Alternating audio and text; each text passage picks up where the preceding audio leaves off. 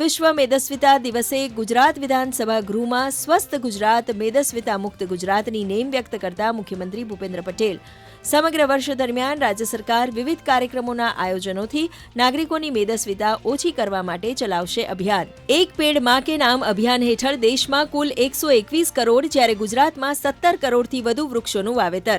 વિધાનસભા ગૃહમાં ધારાસભ્ય દ્વારા પૂછાયેલા પ્રશ્નનો ઉત્તર આપતા વન અને પર્યાવરણ રાજ્યમંત્રી મુકેશ પટેલે કહ્યું, છેલ્લા 2 વર્ષમાં વનીકરણ હેઠળ બોટાદ જિલ્લામાં 4.48 લાખ જ્યારે કચ્છના માંડવી તાલુકામાં 3.64 લાખ રોપાઓનું વાવેતર.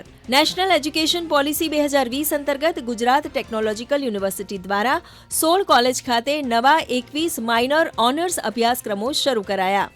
ઉચ્ચ શિક્ષણ મંત્રી ઋષિકેશ પટેલે કહ્યું કે વર્ષ 2024-25માં ઉદ્યોગો દ્વારા સંચાલિત 13 માઇનર અને ઓનર્સ પ્રોગ્રામ જીટીયુ દ્વારા ઓફર કરાયા, જેમાં electric vehicles, internet of things, AI, machine learning, cyber security અને 3D પ્રિન્ટિંગ જેવા અભ્યાસક્રમોનો સમાવેશ. રાજ્યમાં મેડિકલ ક્ષેત્રની એમડી અને એમએસની બેઠકોમાં થયો વધારો. ધારાસભ્ય ડોક્ટર હસમુખ પટેલે પૂછેલા પ્રશ્નનો જવાબ આપતા આરોગ્ય મંત્રી ઋષિકેશ પટેલે કહ્યું, રાજ્યમાં છેલ્લા 2 વર્ષમાં એમડીની 446 અને એમએસની 211 બેઠકોનો વધારો.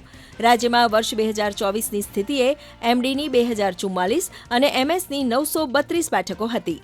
આણંદ જિલ્લામાં 370 કેદીની ક્ષમતા સાથે ₹64.29 કરોડના ખર્ચે નવી તૈયાર થઈ રહેલી બાકરોલ જેલને જિલ્લા જેલ ઘોષિત કરવા લેવાયો નિર્ણય. ગૃહ રાજ્યમંત્રી હર્ષ સંઘવીએ આપી મંજૂરી.